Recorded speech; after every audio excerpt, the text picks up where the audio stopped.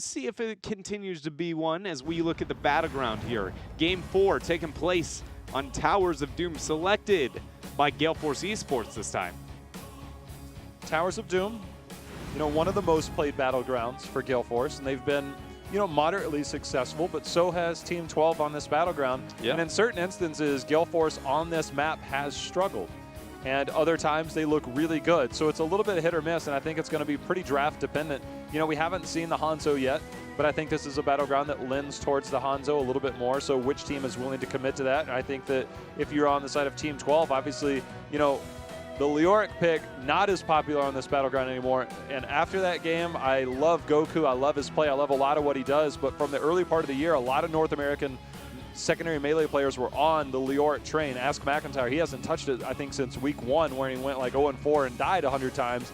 And he acknowledges that. And then it was like after the first few weeks, we were like, this hero's not as good as some of the other warriors we could go into. So that right there, I think, has to be a focus in this draft. I mean, it makes sense that Leo is in lower value. I mean, Leoric came to light when Macro was at its greatest of strengths, right? And then he comes in, is dominant within the macro, doesn't fail too much in the team fight, but a lot of what his original kind of implementation was based off of that kind of value within the team. So, and we look at the games now, macro has died in terms of how much value it gains and like how much you need to be drafting around it, focusing, and that's where I'm going to get my advantage. And it's not like he's buffed his team fight too much. I mean, since the light quote-unquote rework, you could argue getting the debuff onto the opponents and being able to limit that has made his team fight better. But I don't by any means look at it and just go, it's night and day drastically different. And the one tool that maybe it made him relevant died out. I think the part that you're talking about with the wave clear and that level 13 talent, remember he used to get a lot more value out of it because it was double support and a hard carry on the backside. He didn't have the same amount of pressure against him, so he could get to that back line without the threat of dying. Now he just, he dies. Well, you get that max trait value. Team 12 taking a bit here to consider their ban. Going to commit to the Tyrael. That is man, never will I frown upon a Tyrael ban, ever in my life. But it's one of those moments where you go with how low it's been prioritized, and then the fact that they were able to get it in the last game as late as they were, and then still willing to open with the ban against Gale Force does stand out as a pretty big question mark for me. Well, maybe they're expecting to get the Maiev. That's the only thing I can think of now that we kind of see the bans. Maybe, the Maiev kind of brings in a lot of people. Tyrael, one of the few people that can get away from that. Fury, his second most played hero coming in this weekend was that Tyrael. Obviously, he's a big Garrosh fan nowadays, as most people are. So we'll see how that comes into play, I think, as this unfolds. So they're spending a lot of time thinking on the Medivh.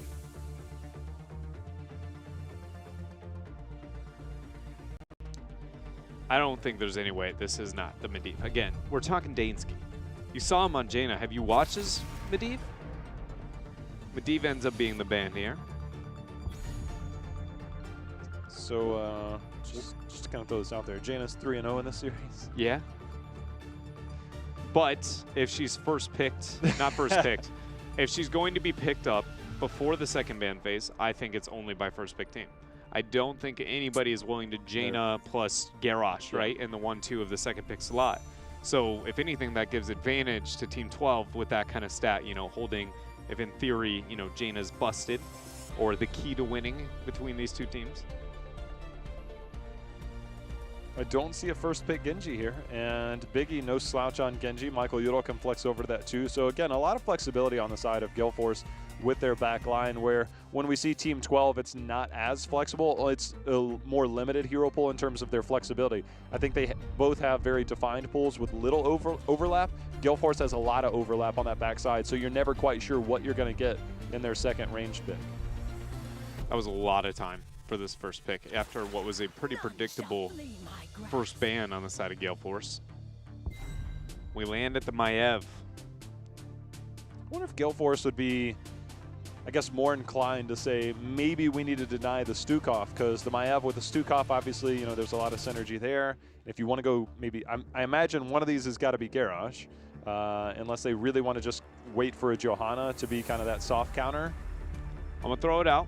It's Towers of Doom, so Dahaka Rise is in priority a lot, but maybe still Blaze. We still saw already one game of Blaze with the response into the Malthael, into a Maiev. I still feel like there's a situation where we can get it. I guess it's probably going to be after the second ban phase if we do see the teams commit to it, but never mind the Garrosh Jaina. I said it. They're probably not going to be willing to commit to it, and they end up committing to it. So whenever we want a hero, you say you don't want a hero, and we get it. Just like the Lili, and now we get a very early Jaina. And look, I'm on board with you, man. Like, this is not the usual. Sometimes I think Gale used to put it best a long time ago, and it kind of became a thing. It's like when we get into tournaments, things like that, or certain series, you have this inter-series meta that kind of evolves in a very short time frame, and it's just kind of like a flash in the pan. Right now, Jaina is that flash. Yeah. Yeah, she very much is. And also, I don't know. It's going to be why I originally posed that this isn't possible is look at the supports now. Gale Force is essentially put into a tier 3 support voluntarily by going with that Jaina. So this Jaina has to be worth whatever support choke they're going to be into at this point in time. We still see the high Tychus out of Team 12. Well, you talk about the support choke. If they're going to do that choke, they needed to pick up a support here so they can ban that second one, We have not seen a support not picked up for both teams before the second ban phase through all of Part 2. There's been 0 drafts with that. Like, I doubt this would be the one. Well, that's actually not true. Technically, we saw one ghost double supportless, only banned, and then we got more supports banned through the next rotation. But it's just, I didn't see any world where Team 12 goes, yeah, we aren't at least willing to pick up one for ourselves in that moment in time. I saw Tricked earlier go... EU's done some different stuff, okay? I haven't kept track of every European draft so far, but... I mean, you want to talk about North American drafts. I would look on the other side of the pond and be like, yeah, not so much. Not feeling it. I didn't feel that draft. I mean, they're a good team, but sometimes, you know, they get a little bit... optimistic, playful in their drafts. You know, sometimes when something's not working, you try and throw something out there, experiment a little. Maybe it's something that's worked in scrim results. So, I mean, it's not like it's an unpracticed thing. It's just certain circumstances. If it doesn't look good, sometimes you kind of try it once. It doesn't look good, you just kind of put it away forever. There's the choke. And I still am going to pose the Blaze. I know now that we've made it second ban phase, with the Maiev on the other side of the table, have the opportunity to move in that for yourself. I feel like counter momentum has been a concern. You've already banned out the Malthael, which is a response to the Garrosh, which helps accent this off lane. If not, Sonya, I feel like would be the go-to. I don't think that we're going to get ourselves a Leo this game. I just have a feeling they're just going to continue the Dahaka trend. You're probably right because it's towers, and they were willing to pick it on. Let's be real. If you're willing to pick it on Tomb, you definitely are willing to pick it on towers.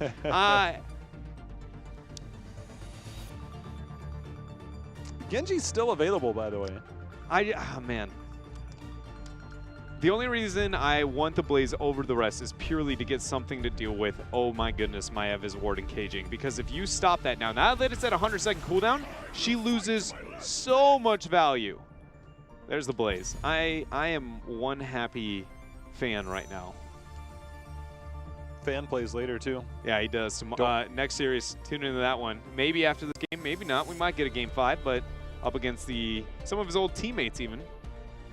I just wish people could appreciate how good he is. Like, there's a lot of good players on Tempo, don't get me wrong, but it's like everything he does, I'm just in awe of.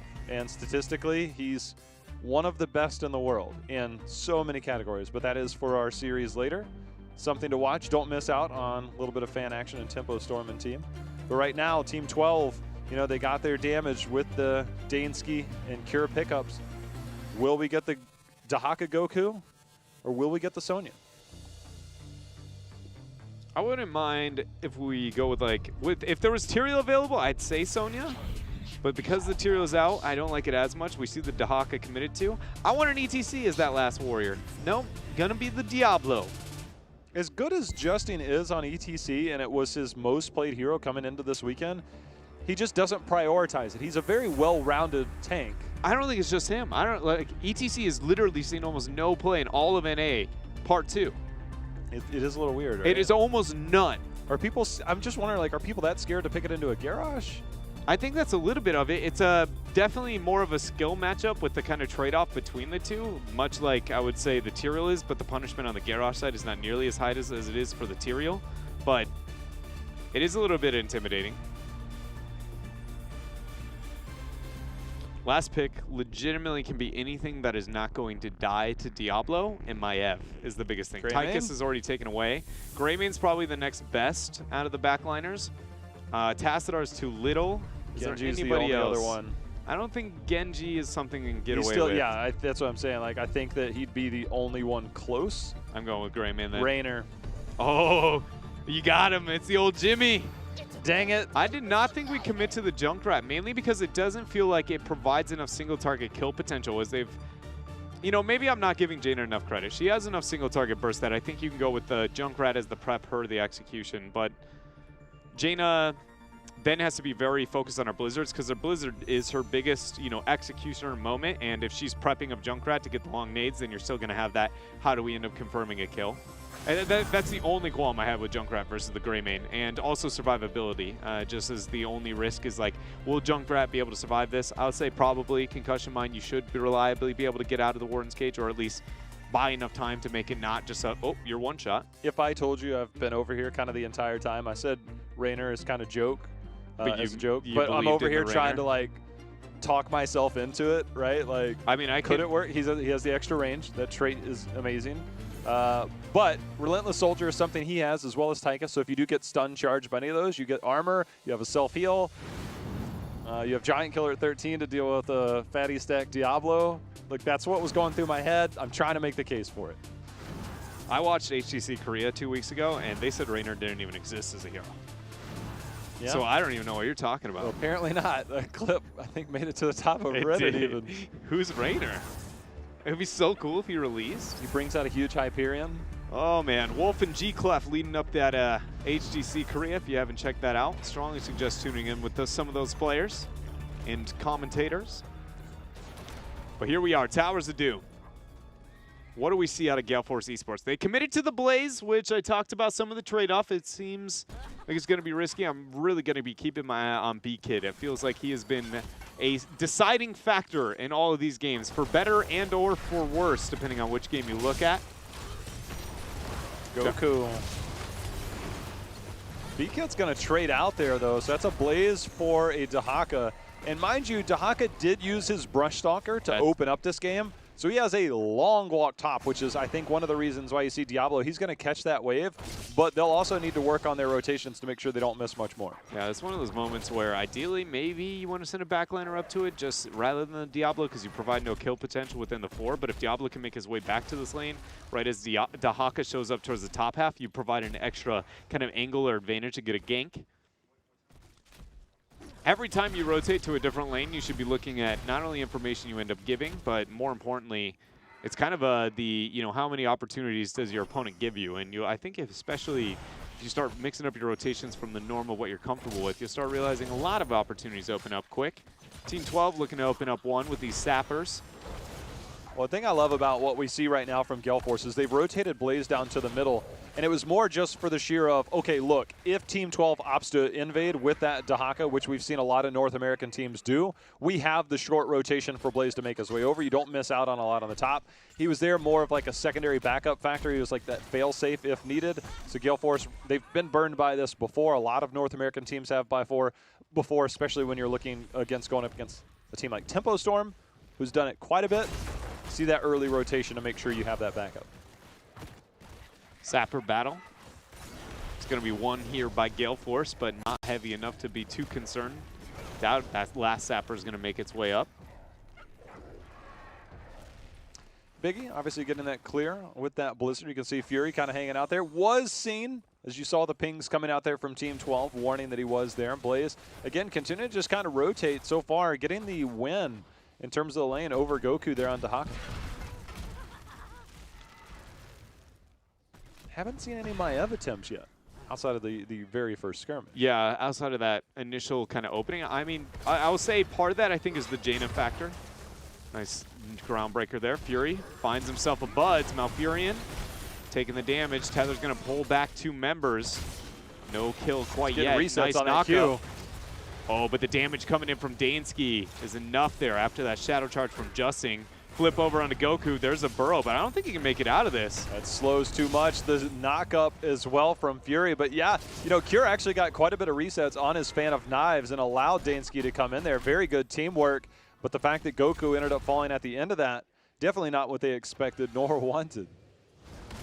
I was going to say, though, a lot of the reason why I feel like Cure's second-guessing himself is the Jaina slow and the threat that provides, because they're all in potential to get a counter is so good. Justing, kind of on the other side here, tethered onto Fury.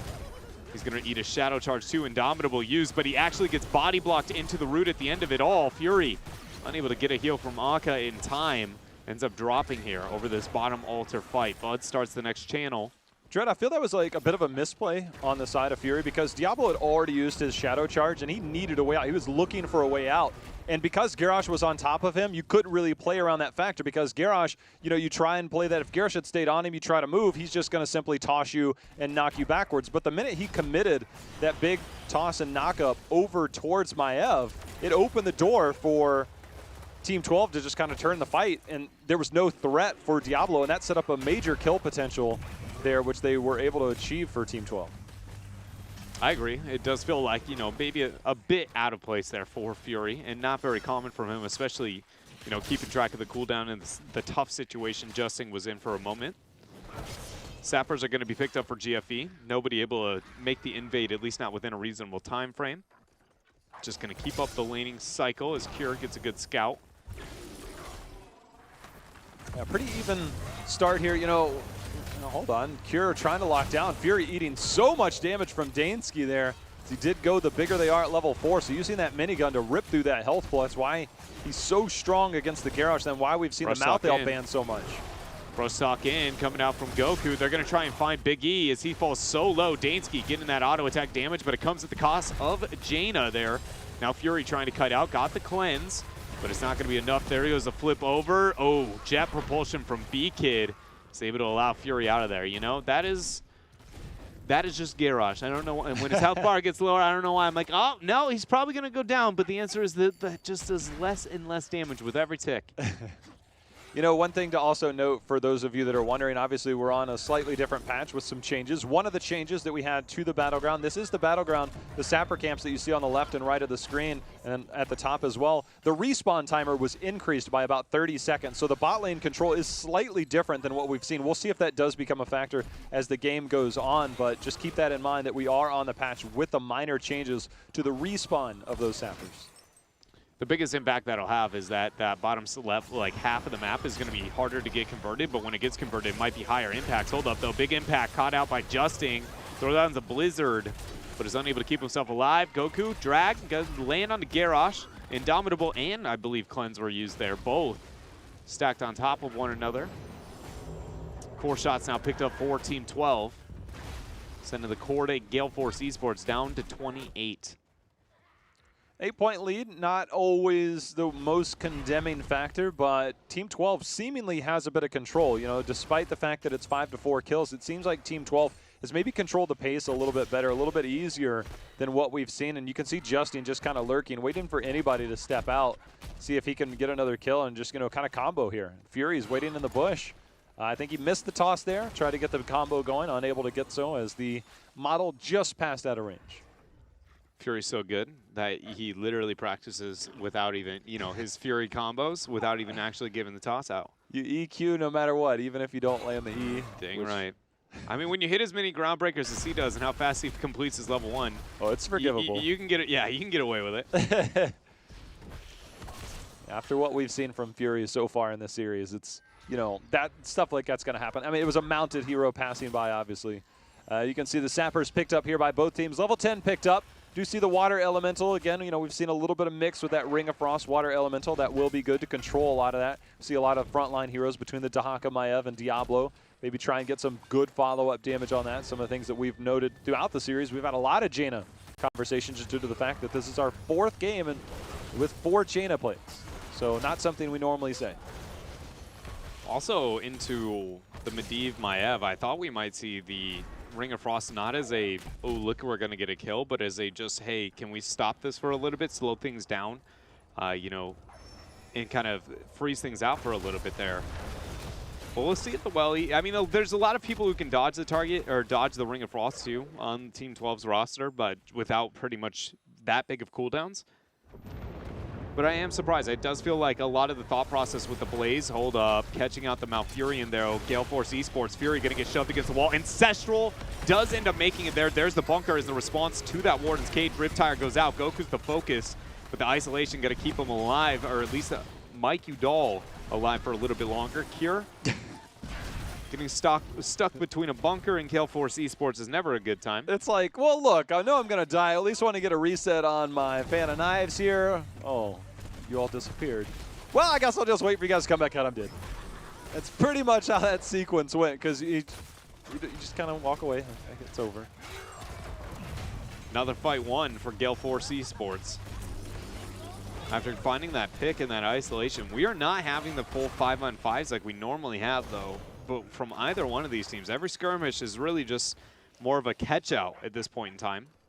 You know, I just expected, the fact we're 9 minutes in, I expected, I guess, more aggression with the Diablo Maiev and just trying to follow up and set up a lot of things, but it just hasn't come to fruition. I mean, the rotations have been, you know, they've been rough. They've been scattered, and that's kind of the hard part, is it's kind of hard to get those simple rotations. You know, we saw the rotation down from Blaze, kind of making sure that, you know, it's not a 4v5, things like that.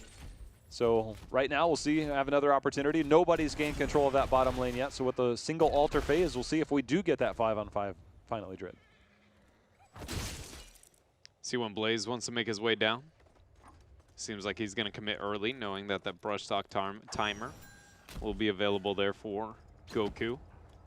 12 seconds out, Sappers picked up for Gale Force, not quite yet for Team 12. They aren't going to commit to it.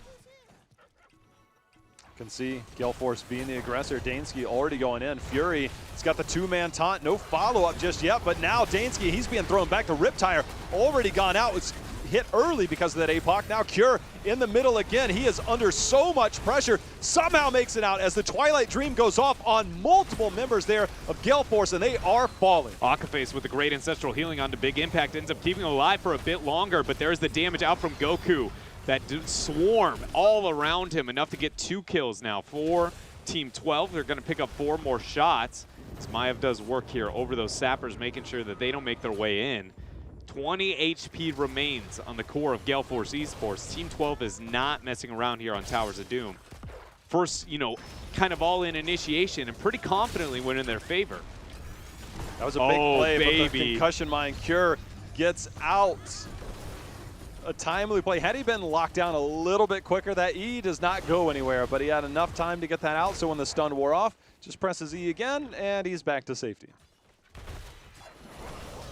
Going to use this time to back out, get the Sappers. Nobody has been able to convert that bottom bell tower, but if Team 12 does get it in their favor, because they not only have that global, but we were talking about, you know, with the adjustments on the Sapper timers, it's not the conversion rate, but it's how long you can hold it will drastically improve.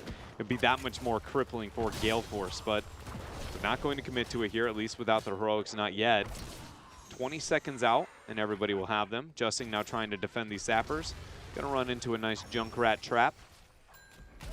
Down here again, Goku just misses the tongue. See if we see any bit of aggression. Pretty much even in terms of experience. Blaze rotating between that mid and top. Same thing, Dahaka is trying to match that as we have that 4-man. The threat of the 4-man is here, and if I think they see Blaze up at that top, if Gale Force steps out any bit, then maybe you can use that global and initiate. But instead, we are on our 5th altar phase, which means triple altar phase. We'll see how this plays out. It is 32-20, definitely in favor of Team 12, but Gale Force by no means out of this yet. It's going to be how good of an initiation can Team 12 manage to get for themselves. Gale Force hasn't really been able to hold on, even with the pretty good use over the bunker in the last fight. It's just once the initial fireworks go off, Team 12 is doing a better job through the chaos, it feels like, than Gale Force, at least so far. Dahaka starts the top right channel. Blaze is going to match him on the other side. It's all about bottom. Dansky starts it up. And they've got Junkrat. He's coming in for the flank. Does get the interrupt for now. You can see the body blocks trying to come in here by the rest of Team 12. Instead, body blocking him right into the wall. It's more of a body check as Justin goes in. Goku on the left side, Justin on the right side. They're all falling back, Dread. Yeah, Beacon not able to hit the jet propulsion, but it's going to get a taunt follow-up. Riptire comes in, knocking Goku even farther back. Constant isolation and focus there on to Goku, and that is now a kill for Gale Force Esports. Gale Force finds themselves so far down, 18-12, that I think this is the opportunity that they need to siege up, take control of this bottom lane, because they're getting so far behind that just taking these one-off team fights isn't going to be enough. They're going to have to start chaining some of these back-to-back, and this right here, major play for them. Junkrat, however, was showing, so Cure recognizing that opportunity. Now they're going in. Fury already gets the Ancestral receipt from Akaface, but he is isolated right now. Yeah, and that Icebox is going to be with no bunker opportunity available. Warden's Cage bringing it back twice there onto Fury as he's getting body blocked to death. Tether's going to land onto him. Shadow Charge, another Shadow Charge there thanks to the 16. Justin claims himself a Garrosh, 2-for-0 here. Punishment from Team 12. I just got to say, the minute Junkrat showed going to the top lane, you basically throw out a huge beacon. It's like you're signaling the Batman himself. It's like, well, it's a 4v4 and you're fighting under our keep, under our bell tower. So now you open the door for them to come in for that fight. I think that was a bit of a misplay. I think 5-man sieging on that was not too bad of a call. Instead, they split 1-4 and essentially give themselves a 4-on-4 and an opportunity for Team 12 to take that fight, and they dominated. You raise a really good point in the world of kind of shot calling from a thought process, you know, and a mentality to have. Hold up. Cleanse used on B-Kid from Akaface. Riptire going to go out to try and help keep this bell tower alive. He's going to rid of all the minions but the Broccoli. Totem goes down onto Goku. He does have the opportunity to tunnel if needed. Well, he's going to be used even more. Keep up that slow. Somebody has to keep aid towards Goku now because that's a lot of cooldowns. Cure gets interrupted by B-Kid. Gale Force fighting here. You know, it's 4-4 in terms of shots, but if 8 more are picked up, B-Kid goes down the bunker. He's going to survive for now. Justin looking for an opportunity, but Fury, he's got him locked in. That's going to be Diablo. He does have Soul, so he will be back. But on the back side of that, we get one channel in. Diablo will be back here. Look for him to use that portal to come in for this fight. And that bunker was used before any of the heroics on the side of Team 12 were used. They still have the full Wombo combo. This is scary for Gale Force Esports. They need to be very careful. Cure throws out the Shadow. Not going to commit to the Tether yet. Diablo looking to come through. Bud starts up this channel. Fury moves up. Indomitable used. Gets the interrupt. Hits a 2-man knockup combo now going on to B-Kid. They get the one-shot onto Goku. Big impact, keeping himself alive. Akka trying to get the kite out, keep himself up. Twilight Dream goes in. Damage onto Buds, but it's not there. Justin comes back in, gets the kill. Akaface is going to be tracked down with that spray and pray. 2 for 2 so far here, J-How. Michael Udall continuing the assault into the fray is going to land him right there. But Dansky gets the trade onto Jaina there, and they are not done fighting yet. Fury gets the stun. The Riptire almost gets it. Cure somehow still surviving, but Fury continue to make the ground play. Are you kidding? Fury is a monster. I have no idea how Gale Force was able to turn that around. Could one man do more? No. No. Look at, I mean, there is so much to say. First of all, Indomitable, he's like, yeah, I'll get the 2-man setup. A lot of pressure, as you see, on the B-Kid there. Akaface trying to keep himself alive. Big impact coming in for amazing play. But then Fury, from this point on, is just the man, the myth, the legend. The zoning opportunities, the control over this battleground. At this point in time, I mean, look at him just saving his team all over the place. I mean, the toss, the level 16 upgrade, he throws into the fray, so Michael Udall gets an easy one there. But into the fray, or excuse me, the level 16, when you toss somebody in there, so this is the combo, you toss him in there, you get the stun, then you get the taunt. The Riptire still didn't finish the kill, but Fury made sure that he could do just that, and you can see Michael Udall hopping over there. But Fury, man, a god amongst men this weekend. I mean, obviously, still depends on team success, but dude is killing it this weekend. I mean, I completely agree. Fury, I feel like, is oftentimes, you know, other than the small time frame, I feel like sitting with Tempo Storm. I guess, you know, when he was on Gale Force Esports and they were sitting at their prime, they were also towards the top half. But even with this window of making the transition back towards Gale Force Esports in this roster, though maybe the team results aren't sitting at the same level that he's been used to over the past year, his personal play is still very much being shown that it's like this guy is nothing to mess around with here. Gale Force Esports are not giving up easy, and it's showing here on towers. Look at this collapse here. This from is the Fury. first time in 2 years he hasn't been. Cure taking the keep shots. He's going to be stunned. See if he has the escape. The taunt, is it available? Taunt? It's not even going to be needed. Actually, I think at the very end, just went down to make sure he was able to get it. They end up getting the pick onto Maiev. It's double shots now. I mean, we're talking 10 shots going in. So what was a 28-8 game is now going to be a 10-8 game. Justin, the Hellgate's going in, gets onto Biggie, but he's going to get knocked up. Fury there again. The APOC is going to be there. Justin making plays. B-Kid comes in, trying to get the Savior is going to be there.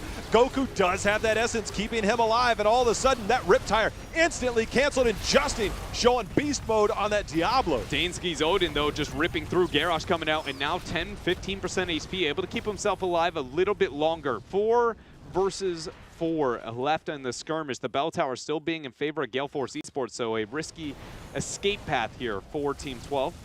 So they use that broccoli to be able to maneuver through. They'll back out and be able to claim this for themselves, but talk about a miracle play there by Justin, getting that initiation all in. That was, I mean, it's not technically game, obviously, because even losing the shots, it doesn't set them back, but to gain that time frame and even just not give up, that was insane. You know what the scariest part about that was? Is because he had the Hellgate. I think he could have maybe full comboed Jaina, but Fury actually got the toss-up on over him, and I think that forced out the APOC to make sure that he could confirm that kill onto the Jaina. Obviously, that's one of those things, you know, it's all relative at the moment, but the fact that Justin single-handedly went in and just kind of started body slamming everybody back and forth, I mean, we are seeing some of the premier tank play here in North America, and you could even argue beyond.